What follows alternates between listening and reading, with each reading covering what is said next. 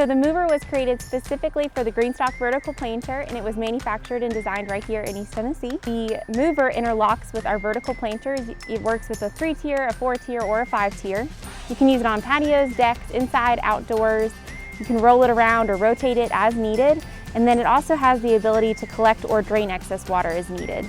So it's really versatile and it works well with all of our planters. So I'm going to show you all the different pieces that come along with it. So we have this black cap that hooks onto the mover to collect excess water. And then you can also redirect it with this drain tube.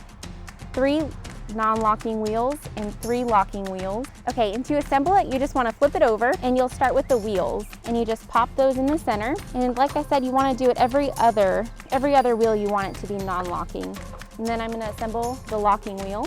Just push those down really good. You're not going to break it. It's really easy to assemble.